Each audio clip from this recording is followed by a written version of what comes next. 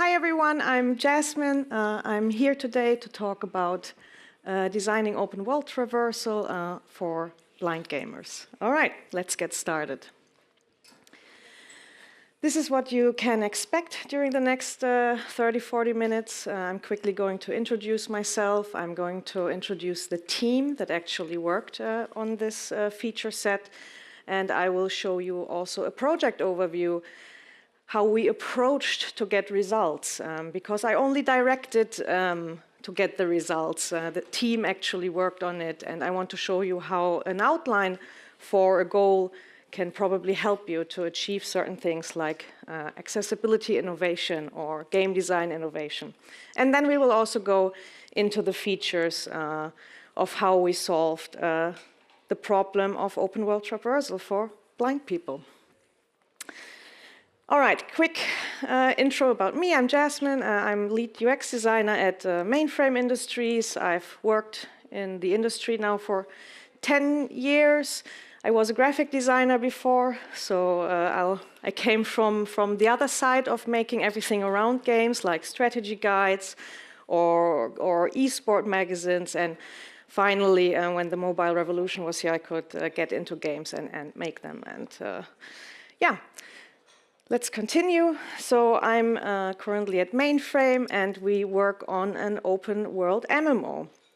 And when I started on Paxdei, I was so happy because making these type of games where a lot of people come together and become friends is something that I enjoy a lot myself. But you know, also fighting people in a competitive environment is also fun and very social. So we have been developing Paxdei now for a little over 5 years, and when I started, there was a lot of ground to cover. So we built this huge world where you meet people, you gather resources, you build together, like really cool stuff where you want all your friends to participate, and you explore really vast landscapes, kilometers upon kilometers. So a true open world sandbox. And for blind gamers, this does not, exist yet accessible. So there was a time in 2020 when a game came out that inspired me. And I want to quickly talk about that because that is what gave me the idea to even come up with this thing where I was like, hey, how could all our friends participate and play our game, not just your, able-bodied friends that can see. So The Last of Us 2 came out. And The Last of Us 2 was really groundbreaking. It was the first time really that a 3D game was playable for blind people completely from start to finish, from the first, game screen to the end. Now, of course, The Last of Us is a little bit more linear than we are, but it does have one slightly more open area to navigate. So I saw this game, and I saw the feature set, and I was like, it must be possible now that the first part has been solved, how blind people traverse, even a linear 3D game. How can we make this accessible in an open world, in a sandbox?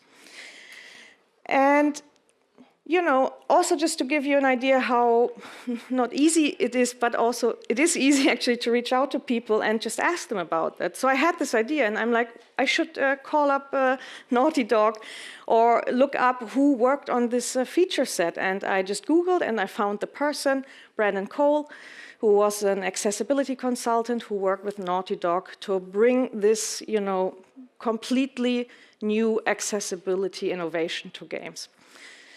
And that's how I started to assemble the team. Quick shout out to my CPO, Solka Haro, also, who greenlit this project for me. It was 3 weeks. And, of course, we were really busy, during pre-production of Paxdei, so I could not spend a lot of time on working on this. But he allowed me to assemble a team, which I did. And this is why the project overview is very important, because you need to give someone something they can work with and deliver. But let's go to the team that worked on this. So on the left, the amazing Brandon Cole, who worked with Naughty Dog on The Last of Us 2. And then, just by chance, I found 4 students on LinkedIn who were looking at the time to do their thesis for their user experience thesis, actually. I think it was at a game design school. And yeah, they were happy to take on this project. And Brandon was basically there to help them and guide them and bring in the people to test to make sure the features and the goals can be reached, and the features would solve what we set out to solve.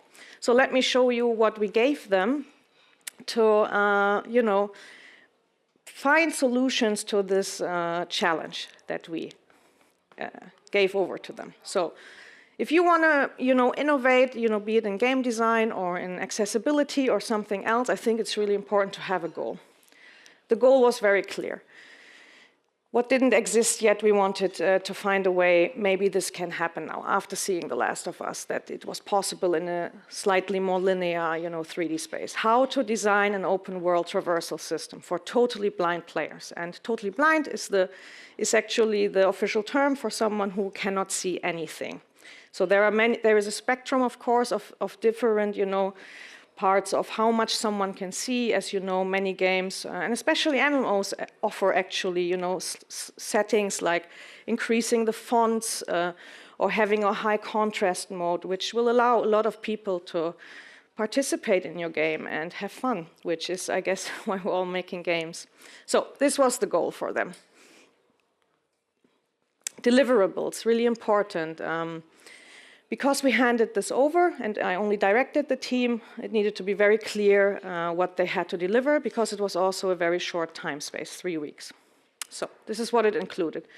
Number 1, and this is really something for every designer. If something you design already exists in some shape or form, you need to benchmark, and preferably you document these things that you benchmark, like, even simple things. If you do a skill system, I mean, it's been done a lot of times. You probably won't just start from scratch making something.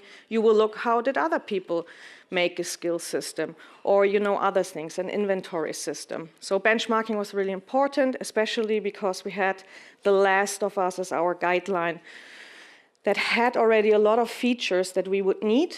And then we could also figure out what is the piece that would be missing. The next deliverable was a prototype. So in the end, we wanted to actually have a playable version, and playable doesn't mean in the engine, it could be on paper or something else, of this feature set.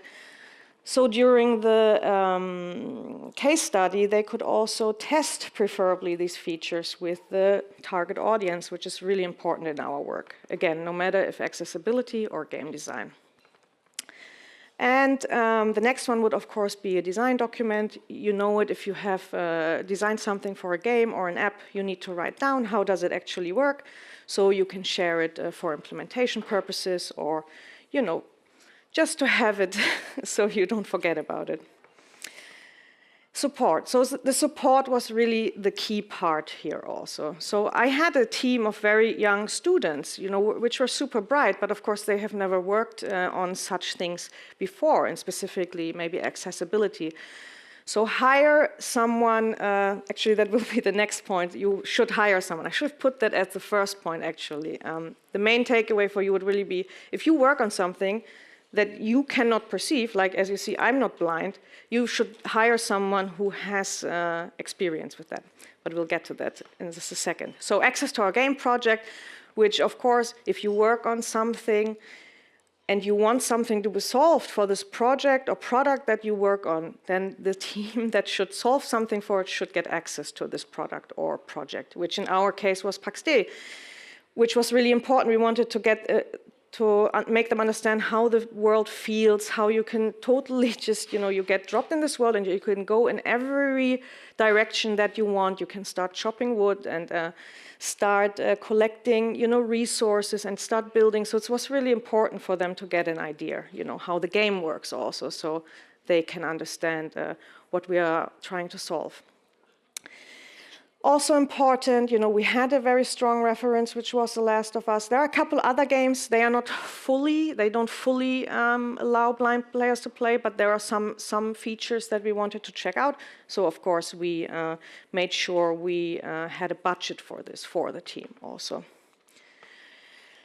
And here's really, again, the key point. You need support, not only from like a game and UX designer, which was Sulka and me in this area for each deliverable, of course, so that we make sure that they're on the right track or check in with them. But, you know, specifically having the accessibility specialist is key. Because again, neither me nor anyone in my studio nor the students actually ever worked on something like that or have an understanding of how playing is as a blind person. So having an expert around is what will help you very fast, actually, often, like in our case, to solve and innovate.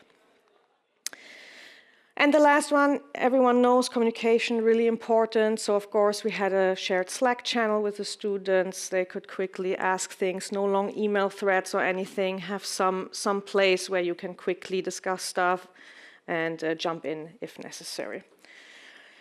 Yeah, I share these. I think they are important because these things don't just happen by themselves. You know, having an outline of what it is you're trying to do, having steps how to achieve it, having some deliverables surely will help. And again, having experts that help with whatever you're trying to solve is really, really important.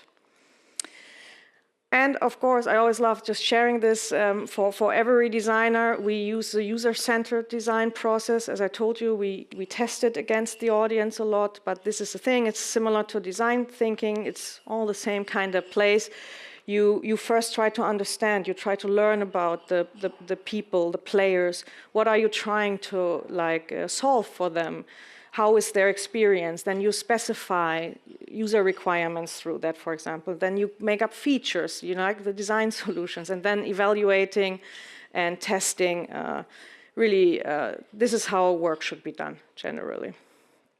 Okay, now let's get to the features. How did we actually solve all that? And of course, a lot of the features are actually also from The Last of Us 2, but the very first one I will show you is the one where we innovated and which will allow, together with everything that came before, to allow open world games to be traversable for the blind. And that is the interactive map.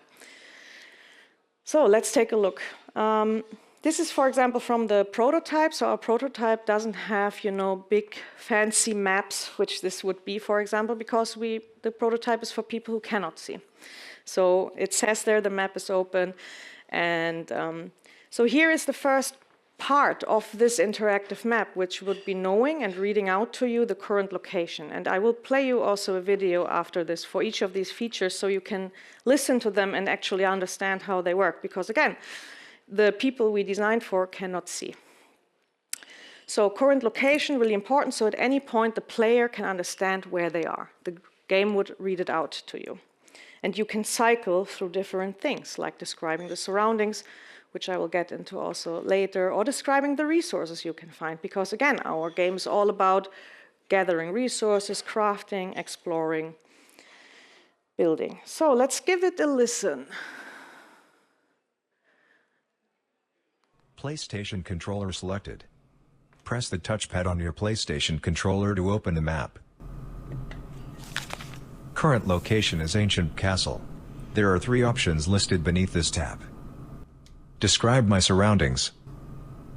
The ruins of a castle rise above the treetops. It looks as though it might crumble at your touch, but you can imagine how glorious it must have been a century ago. In this area, you can find rocks, iron, and treasures. Describe my surroundings. Describe the resources I can find at my current location. Add current location to saved locations. So this was the first feature set actually for the interactive map. And as you see, you know, all the things that, you know, someone else with a visual disability cannot see, that they are able to get the same information as you about where they are and what is around them. Second one, saved locations. Again, maybe I have my home or I have a specific castle or my friend's place I like to go. So it's really important to set these kind of waypoints, which are for us who can see the map. It's very simple. But again, we wanted to do the same feature for someone who would be blind, so they could easily go in the direction where this place would be or travel there. The third one would be all locations. So for example, there would be, if we have a map that has a fog of war, so you have all locations on there that you have already found, for example, or like in the saved locations, you can set your own ones. So you have an easy list. Lists are generally very easy to parse for blind players because also the interaction is very straight up. You cannot go left or right to get lost in those.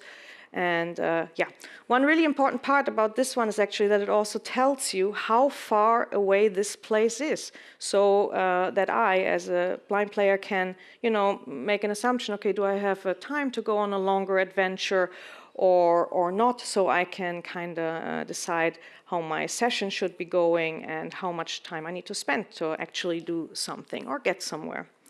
So yes. Seeing how far and reading it out, how far something is away is key to all locations. Let's give it a listen. All locations. There is a total of 7 locations listed beneath this tab. Home. Closest unexplored area, 6,340 feet away. Ancient Castle. This is your current location. Bear King's Tavern, 250 feet away. Set Bear King's Tavern as waypoint? Yes. Yes. That concludes that feature. Again, there is a lot more interactions you can put under each location, you know, like setting it as waypoint, or, you know, maybe hearing how many players are currently active there, which could be something interesting for our game. Stuff like that. So there's a lot of possibility to expand on the feature set. Okay, one of the last features of the interactive map, again, we are an MMO, it's a multiplayer game. You know, human interaction is really core to the experience. So finding players, people who are in your party as well as friends is really, really important to us. So we also added it here. And as you see, it's the same interaction pattern as for all the things. You select the tab, you get a list that you can parse. So again, there might be improvements, like currently for this one, we only have your party here, but maybe you get a friends list that is parsable, stuff like that. Or just hearing like who's very close. There are different ways like to do this. But again, really important for our game to find other people, and especially people you have a relationship with, like your friends. And one of the last ones, as I told you, coming to the game, it's this kind of sandbox, open world. You walk around, you pick up resources, part of the core loop of the game. So as a blind player, I want to participate in this. And that's why being able to find resources, learn about resources is really important, and also part of the map we actually just put it here. It could be somewhere else that not only describing the resources that are here, but you could also track specific resources. Currently it's here, so probably it would be specific resource tracking maybe for that part, but of course there are so many more resources you might want to find. But this is the first version of how you could solve like resource tracking. And this is how it would look, and we will also take a look at the video. So here you see you could basically specify that you get audio cues if you are tracking specific resources. Let's give it a listen. Resources. You are currently tracking 0 resources. There are 2 options listed beneath this tab. Specific resource tracking. Rocks, off. Rocks, on. And it's as simple as that. Of course, this is only the map part. Now there's the whole part where during the locomotion, so while you explore the game, that you get feedback. And we will cover that later, because luckily this was already done in The Last of Us, for example. So this is where I got the idea again that, okay, part of this was already solved within the world, but how to expand it for a multiplayer game like ours with an open world. Okay, audio, narration, and audio cues. Actually, I skipped over that. Navigational assistance first. So this one is from The Last of Us, really cool feature. You press the L3 on the PlayStation controller and your character will always align in the direction that either you have a waypoint or you're tracking maybe something, or that simply there are no obstacles. So you can, traverse the world. Small features, one might think, but they do a huge difference and really core to the experience of being able to navigate a 3D world if you cannot see it. Let's listen to it in our proto. So, we're heading to Barry King's Tavern. I'm gonna use the navigation assistance by pressing L3, I suppose. Alright, we're turned in the right direction. Let's just walk.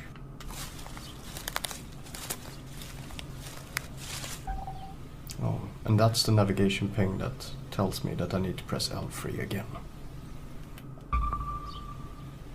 Alright, continue walking, I guess. So as you heard, there was also some, other things in there. For example, just walking in a direction, there might be an obstacle, so you would need to use the L3 again. The game should always inform you.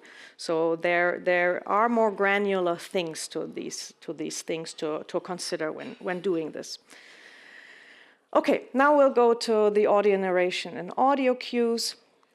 And this is different from the text-to-speech in general. I didn't cover that here. That would be the base for all of that your game would need to cover or your product would need to cover, that all the labels and texts in the games can be read out. But the players that we tested the prototype with actually said that they would really love a little bit more than that. And for example, in a game like ours, with the vast world and you see buildings and castles and wildlife and players, they would something more. And something more as in audio narration, audio cues. The describing of the area, you already saw it in the interactive map. It was already covered, but we're going to listen to it again. This doesn't actually exist. It was never done before to read out how the surroundings look. Of course, that is also a content question, and it's a resource question. It is definitely not, it costs something to do that, but it would be a nice touch. And I actually felt, even I liked it, like it was also for me cool to get this kind of description. And the other thing they mentioned was that they prefer these non-robotic text-to-speech voices. I just wanted to list them because a lot of the blind players mentioned that this would be like this extra thing for them to make it feel really good. So let's take a listen to this audio description within our game. Current location is Ancient Castle. There are 3 options listed beneath this tab. Describe my surroundings.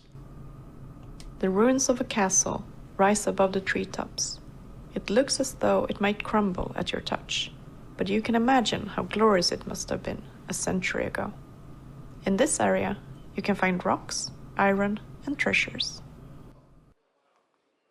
So yeah, that would be really new, and I think the closest that I thought about where I have heard it, what was maybe Darkest Dungeon, which had a very strong narrative tone to it, and also to describing your surroundings. It wasn't very literal, so it was still in a way made as a dressing. So it was just lore and not really explaining to someone who cannot see, but it had a little bit that touch, and I definitely loved that. And yeah, I thought this was a cool idea from the playtesters to bring this up.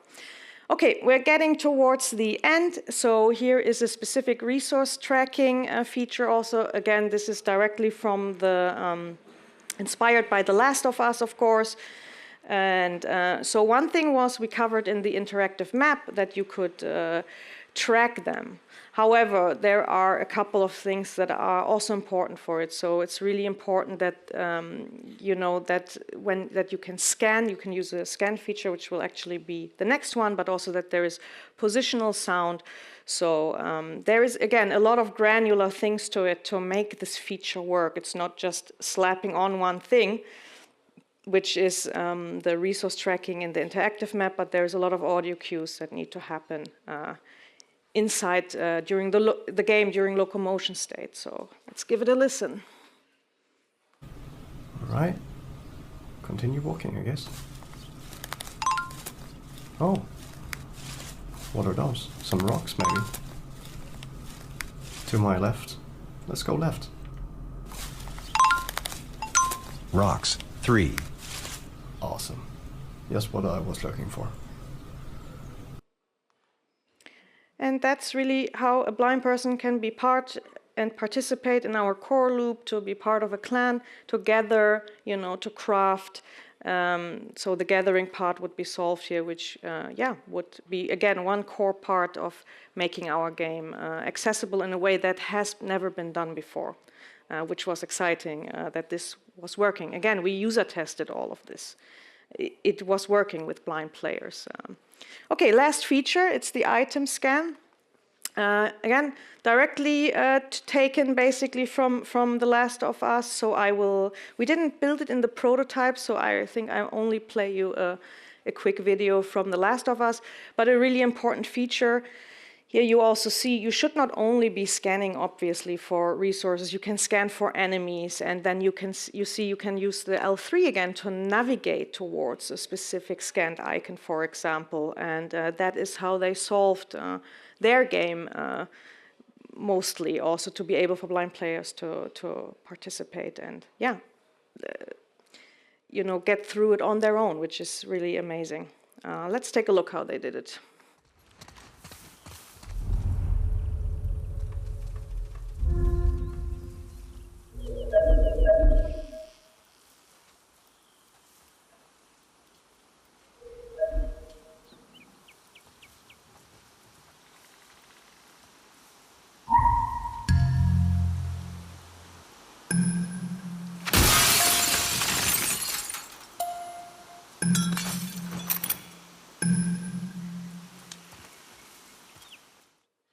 Okay, this one was a little laggy, but you could hear all the audio cues. You know, they pressed the L3. They could scan for things, which is like a sonar that you know from like a submarine, and that is again the positional sounds, very important because I cannot see where something is.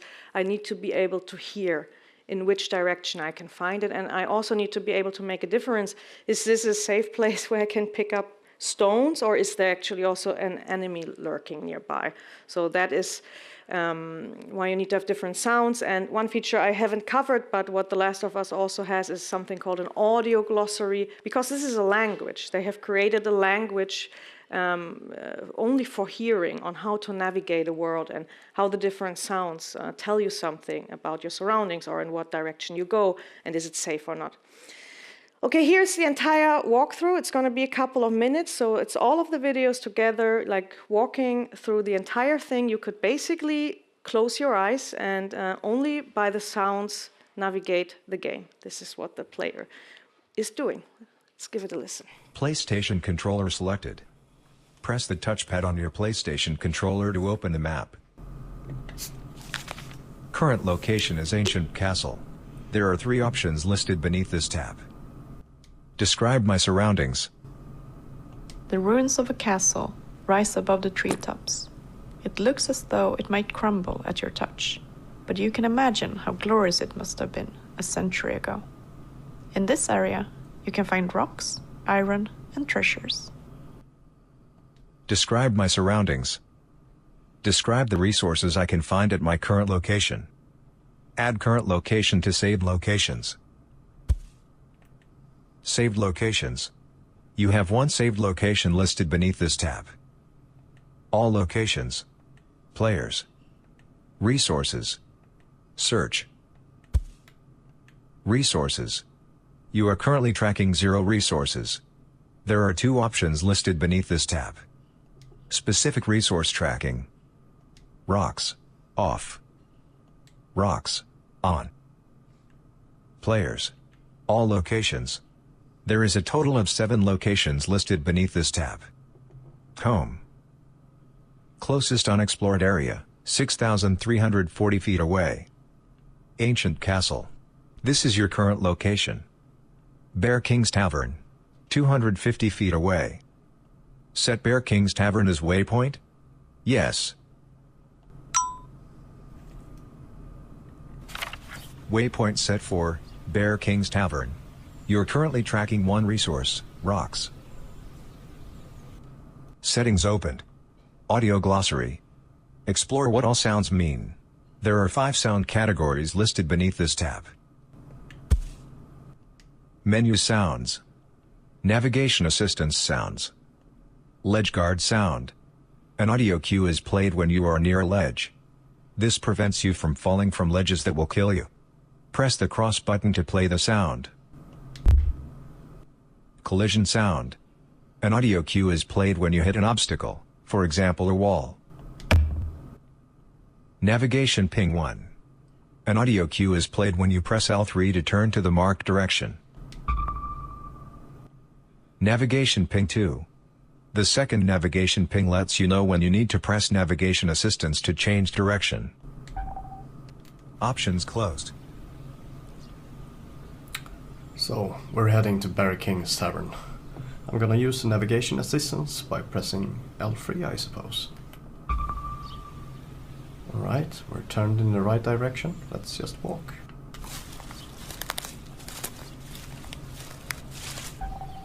Oh, and that's the navigation ping that tells me that I need to press L3 again. Alright. Continue walking, I guess. Oh. What are those? Some rocks, maybe. To my left. Let's go left. Rocks, 3. Awesome. Just what I was looking for. Let's continue. Entering area, the Grizzly Mountains. You are surrounded by snow. The wind pushes down snow from the large pine trees, and there's a light snowfall. You can spot animal tracks in the snow. In this area, you can find rocks, wood, and deer. Yeah, and that concludes, Oh, the wind picks up. I think, almost. Let's see. Ouch. What was that?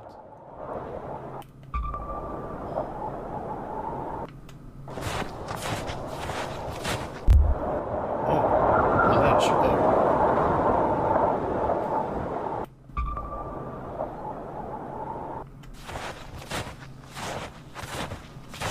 That's some deep snow right there. Oh. Maybe there are some more rocks here, or other items. I should use my scan pulse. That's a lot of items.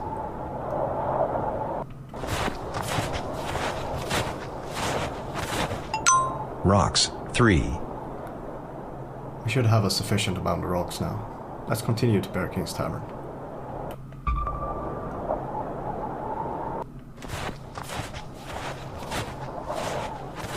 Must be Arrived close. at Waypoint, Bear King's Tavern. The tavern is a huge wooden structure. You notice 2 large bears outside the tavern. They watch your every move. In this area, you can find wood, berries, and honey. Okay, now we've concluded. It was a long journey, but this was basically getting all the features together so you could see how a person could navigate. As you saw on the screen during the prototype, there were all the tutorial steps, what the team would ask during play testing, what the players thought of that, if they understood it, and that is how that works. And I only have like one quick video to show you because we tested this with real players, and I just need to hear how they felt testing this. Last of Us 2 style, I guess you could say. There it is. I like it. I like it a lot. I like the audio description concept. Audio description, or described areas, which is like that's not even in any games right now. So the fact that you guys are just kind of on that is big. It's hard to describe this, but just knowing that this is a situation where I can even do this in the first place, being able to go to a map and accessibly set a waypoint on that map is already like awesome. It's just revolutionary. Honestly, just the way I would kind of envision an MMO being made, accessible. Rocks, 3. Nice. That felt real good. So takeaways, maybe we skip over them for now. It's all in there. Prepare a clear outline. always apply user-centered design principles. And as you saw, you don't need to prototype always an engine. You can do it on paper. This was a wireframe in some wireframing software, and then the team actually was next or calling to the participants to test, and like just asking them to how they would navigate through this, and then always doing it step by step. So yes, thank you so much to this amazing team I had to make all of this happen. Thank you.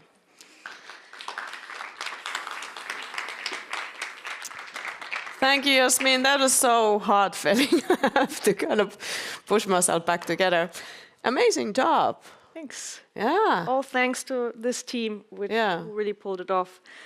Yeah. That is so nice to see. So if you have any questions in the audience, just raise your hand like in the others. There's one from Nora. So Mike will come to you and you can stand up and voice your question.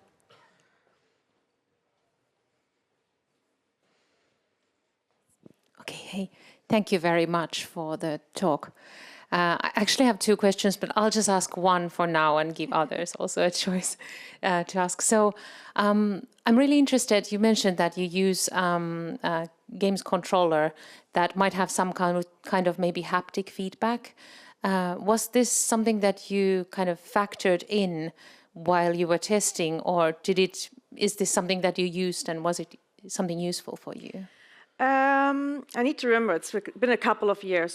So back then it was a PS4 controller, so there are, I guess, some haptics. I mean, there is a rumble probably, but it wasn't really factored in. We did everything just, I think, with the sound, so it wasn't necessary. Of course, it's great if that works. That would enhance the experience, but I probably wouldn't rely core features only on that, unless maybe the settings allow the player to do that. So yeah, it wasn't really specifically thought with the haptics, but great mention. There is, of course, a lot to add in that space. Thank you. Thank you. Thank you.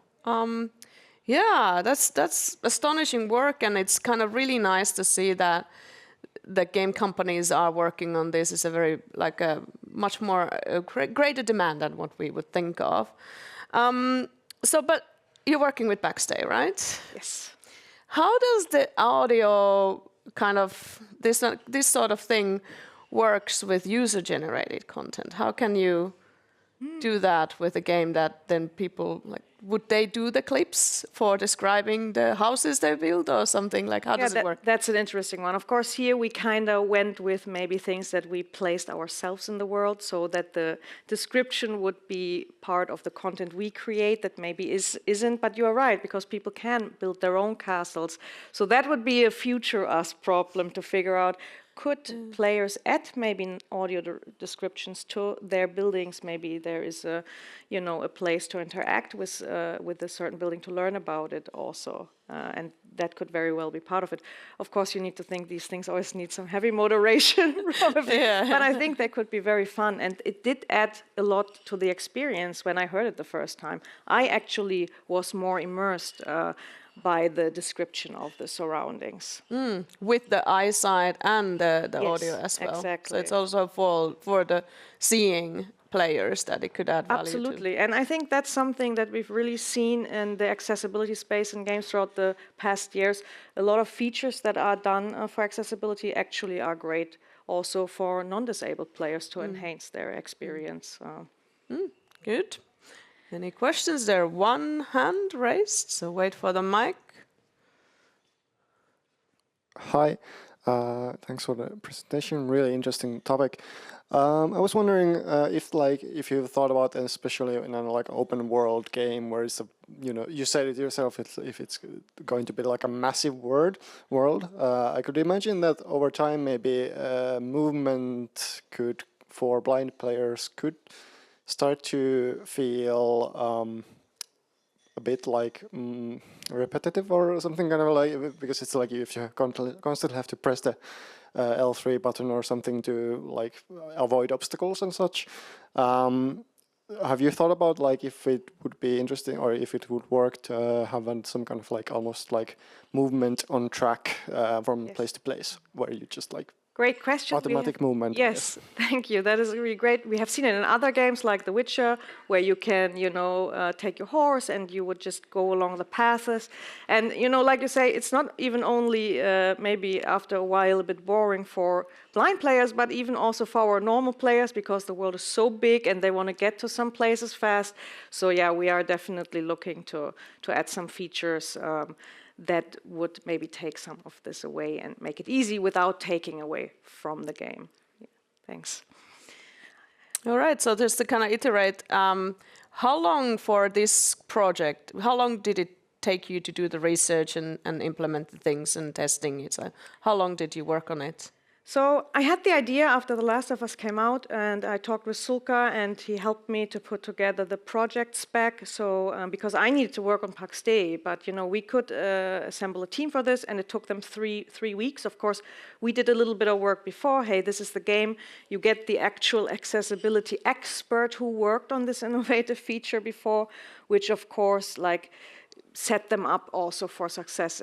Besides, they were amazing at doing all this together. And it was 3 weeks. Of course, none of this is implemented. We're not there yet. We're still early access. I hope later we can do these features. But yeah, it was a really short time. But again, this is where project overview can really help you, and benchmarking can help you to get to the goal that you set out to do. So the more prep you can do will help. And yeah, it wasn't a long time, which I was surprised myself, but they were also just so amazing. And having Brandon there, he made this with Naughty Dog, so I guess, he already had ideas how to do this, because of course he himself and his friends were waiting that the gaming space opens up for them, because there's a lot of people that actually cannot play. And there's this thing, that has been going around, of course we cannot and we do not want to make games for everyone in a way, but that means for their motivation. Paxdei is not for someone who maybe has other motivations than, exploring a wide world and craft. But, we do want to make games for everyone in a way where just because you have a disability shouldn't keep you from maybe playing a game. I think that's really important too. So now that you learned from the project, what are the kind of, you probably have this idea if that part of the production now opens up. Yeah.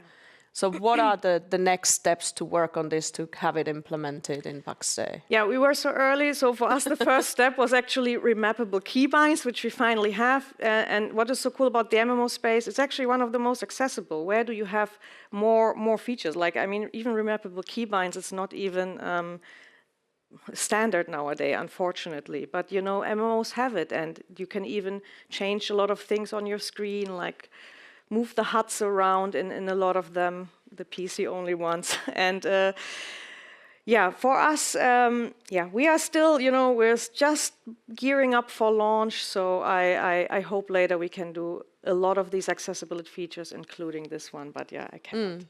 Are you working now with the kind of with more poor eyesighted people? I don't know what the actual term is, but to kind of have those as a standard procedure for game development to have higher contrast, the bigger font, those options are probably already in the pipeline. You're right. So for example, being able to scale the font is something we want to bring soon, so that the UI is more legible to you. You can read it no matter how bad your eyesight is. But of course, this is the thing with game development, you need to start doing this early, because the way you build it will, allow or not allow you to do that. But that is, for example, the plan.